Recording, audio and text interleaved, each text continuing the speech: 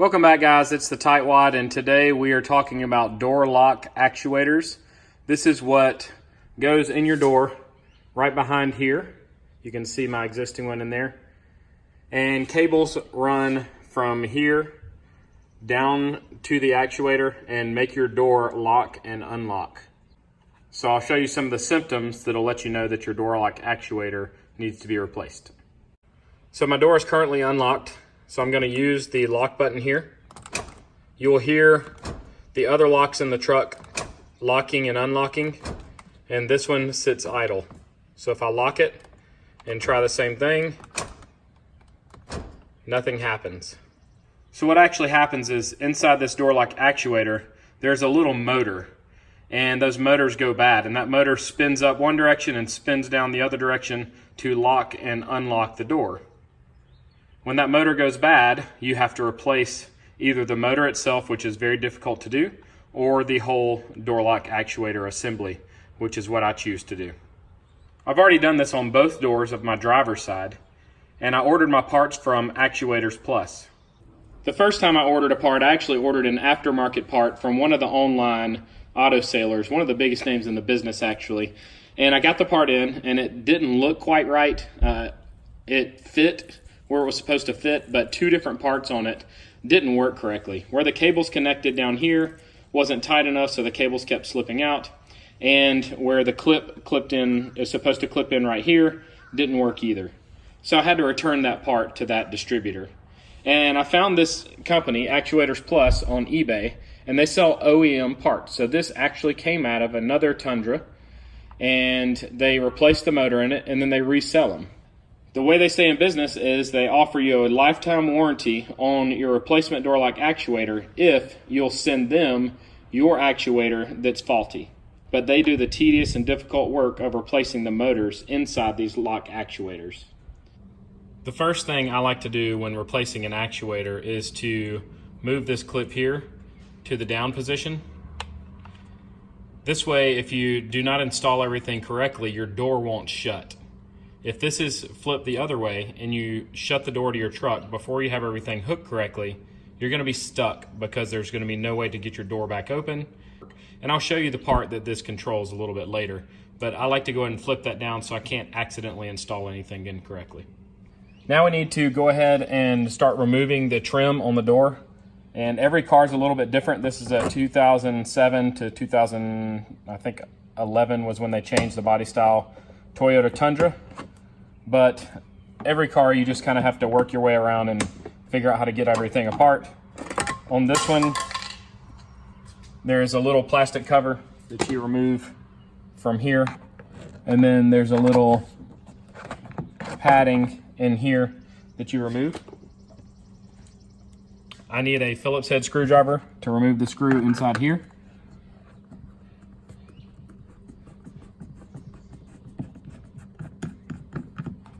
And I'll set this to the side. And then I need to remove a Phillips head screw right here as well. And that's the only two screws holding this panel on. There's also a bunch of clips, but that's the only two screws. So you do need your window to stay up during this process because you're going to be working down behind it. And the next thing, before you start removing the door trim, you need to remove this part as well. So this part, you can sometimes get your fingers in here and just pop it off. It's just got clips in it. And I just lift it up right here and it popped off. And then there's a clip on the front I want to kind of be careful with, so I'm going to wiggle it just a little bit. And it exposes the back here. So this one has a push tab right here that I can push in with my finger and wiggle out. And this one has a push tab right here on the front as well that I'll push down and it'll come out. So I will just set this piece right here to the side. The first piece of trim I'm going to remove is this little triangle right here. It is just held on with clips, so you can just get your fingers under it and pull it off. It's actually just this one white clip here. You'll see a bunch of these today, and then a little tension clip right here as well. The next thing I have to remove is this little clip right here. It's the only one made this way, but you take your tip of a screwdriver or something sharp and push in on it a little bit to release it. And then you can pull it out with your fingers or a flathead screwdriver, but I actually have a trim tool that I purchased that's a good idea to have for this process, and that helps pull it out.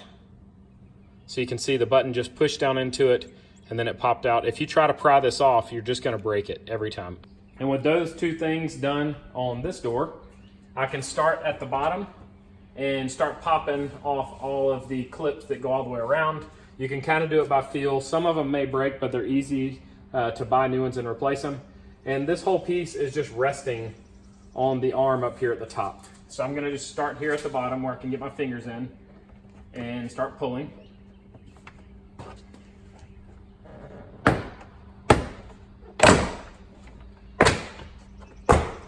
You can kind of hear things popping free.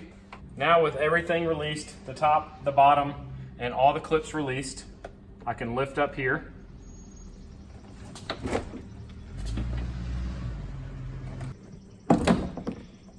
So with this off there, you got to support it because there's a few things you have to unhook in the backside here. The first one is down here at the bottom, and I'll show you after I get it unclipped. Up here at the top, you have your two actuator cables that go into your locks, and they both pop off by lifting up and then just releasing the balls.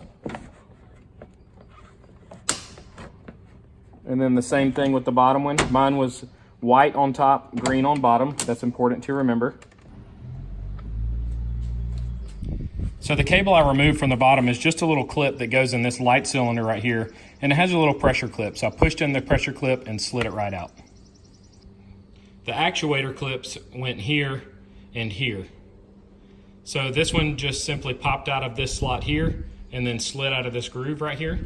And then the other one pops in here and slides into this groove. So this is clear to be set to the side for the rest of the process. As I was showing you before, the actuator sits right here on the door. And on this particular model, there is a clip right here. And I just need to pull in on the pressure part and pull this plug out. And then I'm going to go ahead and remove two of the screws and leave the top one loose so that I can remove it with my fingers later.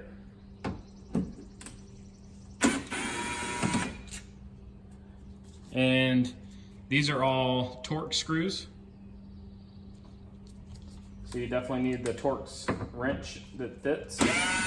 Most of them are going to be a T25 or T30 on most vehicles.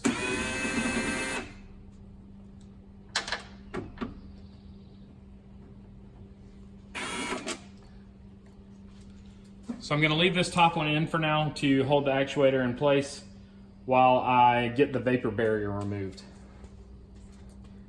So the vapor barrier has this really sticky tape, kind of looks like tar, but I'm just going to peel it back. I don't need to remove the whole thing. I just need to remove it far enough for me to get my arms inside here. So I'm going to remove some of the top and some of the bottom on this side right here. These actuator cables are actually stuck through a cut that's in the vapor barrier, so I'm going to carefully pull those out. So on some vehicles there's a window track that the window goes down in right here in the way, and that is the case on the front doors on the Tundra. So I'm going to go ahead and remove the screws holding the window track in place here. And it feels like I actually only needed to remove these top two, so I'm going to go ahead and tighten this bottom one down. So with that window track loose, I should be able to easily get my actuator out now.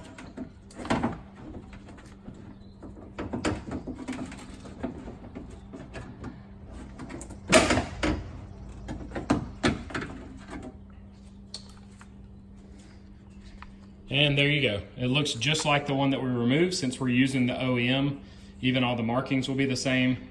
We have our green cable that goes to the lime green one here, and then our white cable that goes to the bottom piece right here.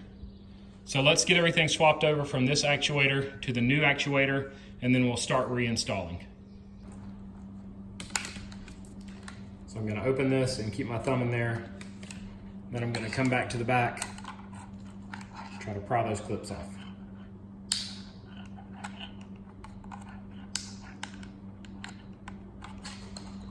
And once those clips pop, the door will open, Be careful with this because it will break along the little seams right here. And we are now ready to switch from one actuator to the other. So I'm gonna lift up on the white piece here and take this little hook out, and then I'm gonna put it inside this piece here. And I'm gonna clip it in place. And then I'm gonna do the same thing here. I'm gonna pull up on the highlighter yellow and lift it, the little cylinder out. And I'm gonna put it back in place on this other one. And make sure that you get it clipped into the right location there. And this one actually did have the little clips broken, but that's fine because those aren't what holds it together. That just keeps it from losing the cover. And it just snaps back into place and everything is held securely. So our new actuator is ready to go back into the door. Before we reinstall the actuator, I want to show you a step that some of you may be thinking that I skipped, and it has to do with this little metal rod that you see in the center of the screen. This metal rod right here has a plastic piece on the top, right there. And you can unclip the plastic piece by pulling back towards yourself, and this whole metal rod will come out, and you can go ahead and put it back into the new actuator before putting it back in here. But I have a hard time getting my hands up in there and working in that really tight area. So I choose to leave the metal rod in place, and then I slide the bottom of the rod back into the clip on the actuator whenever I'm reinstalling it. And this is the step that people forget to do when they're reinstalling their actuator that keeps them from being able to open their door once it's closed. So I'm going to make sure that this gets into the right place on the actuator as I'm sliding the actuator back into the truck, and that will ensure that I'll be able to open my door. So on our actuator, we have this little piece right here, and the rod comes in from the top side, and this is the piece that people forget. That rod should slide straight down into this hole right here. If you don't get it into this hole, then you're going to have a major issue if you ever shut your door, because you will not be able to get it back open. So I'm going to go ahead and slide this actuator back into place and use my fingers to feel and guide the rod into this hole before I lock everything down. So the first step is to get it around the window track, of course. And now I'm going to find that rod and find the piece that it's supposed to go into with my fingers and slide it in there. I can feel that it slid right in. Sometimes you get lucky and it happens the first time. The next thing I need to do is watch here and here to make sure everything's lining up correctly. This piece should be coming through the round hole, and this piece should be lining up perfectly right here. And I'm going to leave the actuator sitting there while I grab my torque screws. And I don't want to tighten the torque screws down yet, but I do want to go ahead and get them put into place, because I want to make sure everything is right before I tighten anything down. I can go ahead and clip this back together.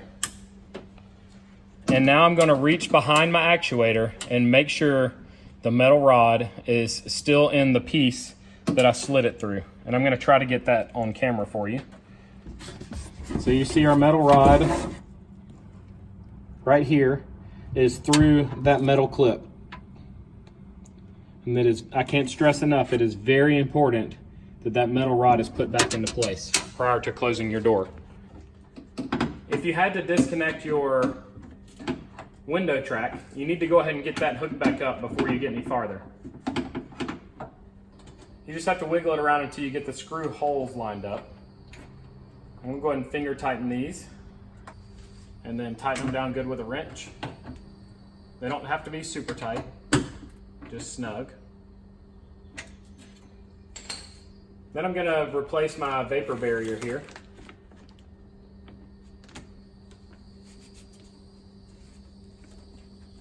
Making sure that my actuator cables are run through the vapor barrier before I put it down.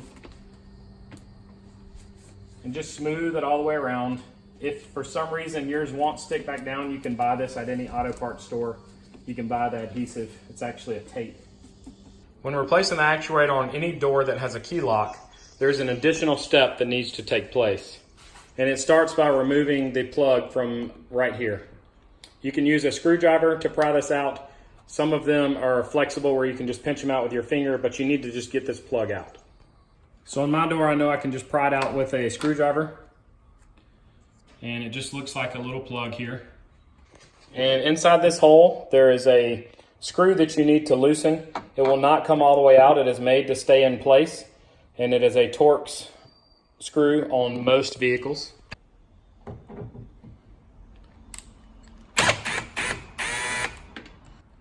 With that screw loosened, you should now be able to remove the key lock, which reveals this long rod. On the actuator for keyed doors, there's a part at the top with a cross in it. After your actuator is reinstalled, you can then put this back in, guiding it into that cross. So you can see that this piece here needs to line up with that cross down inside the hole. So it slides right in. You kind of have to work it into the cross, and then you can tighten this part back down. With everything lined up, it should fit nice and flush, and then you can simply tighten this screw back down. So in short, remove this before you remove your actuator, and don't put this back in until you have your actuator back in place, and then your key will work properly. So our next step is to tighten these Torx screws down and then start reassembling the door.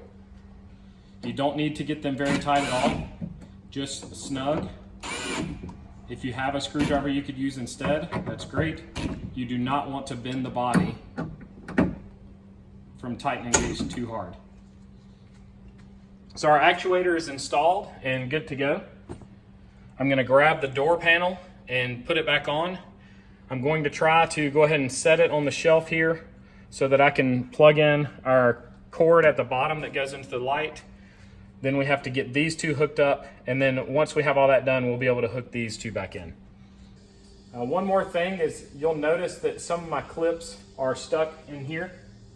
So I'm going to take my trim tool and pop these clips out, because these are actually supposed to be in the door panel instead of in the door itself. And I see one there and one over here. So when I look at the door panel, I can see there was one that was supposed to be here, so I can slide it back into place. And then another one was supposed to be here, so I'll slide it back into place also. These can be very fragile. You can buy replacements fairly easily at an automotive store, at your dealership, or even on eBay in bags of about 100 of them, or Amazon. So I'm going to start reassembling the door. The first step is I'm going to hang it on the top up here so that I can get this bottom clip put in place for the light. And you'll know it's done correctly when the light comes on. And now I can pull this back off. While supporting it with my knee, I'm going to reconnect my cables. And my white one was on top. And the green one was on the bottom. If your vapor barrier pulls away, make sure you smooth it back down. Then I'm going to get it resting on the door here. So now it's time to reinstall this piece here. And you have to fish your cable ends out. And the big one goes on the main assembly. Small one goes on the other. You can't really do them backwards. And I'm not going to secure that yet until I get the door pushed back into place. So I'm going to make sure that it's settled on the top here, and then I should just be able to push all the clips back into place with a little shove.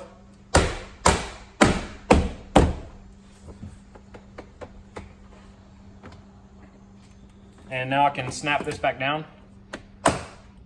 Before I go any farther and put any screws in, I'm going to test my lock and unlock functions. And you can see that everything is functioning properly. Another thing I told you when we first started was to flip this piece down. Because right now if I shut the door to my truck, it's going to try to push this in, and it's not going to allow the door to close. Because that piece is supposed to clip onto this right here. So it's going to bump into that and not allow my door to close. To test and see if I installed my actuator correctly with the non-electrical parts, I just have to pull on the door handle here. And when I pull the door handle, you'll see that piece flips up. And when that metal rod lifted, it pulled this piece up. So I know that my door handle and the metal rod are in sync and gonna work correctly, and it's now safe to shut the door of my truck. All right, now that I know that everything is working properly, I'm gonna put my 2 screws back in here. So my silver one went up here by the door handle, and then the black one went down in here. Put my little piece of padding back down in here. I need to reinstall this plate here. It just snaps into place. I can go ahead and install this one, making sure the yellow lines up with the tab right here. And it should clip into place. And then I have this pressure sensitive screw here. I'm going to push it up a little bit, and I'm going to pop it into place, and then the tab pushes down flush. So you can see it should not be pushed in. If it's pushed in, it's going to fall back out. So it just pushes flush with it. And we are now done. This is a tedious process, but it's not a hard process as long as you follow the steps step by step and make sure you do everything correctly. If you found this video helpful, give it a thumbs up. Leave any questions you have in the comment section below, and I'll do my best to answer them. Make sure you check out Actuators Plus on eBay if you need an actuator for your vehicle. Click any video shown on the screen right now, and they'll open right up on your device. I hope you guys have a great day.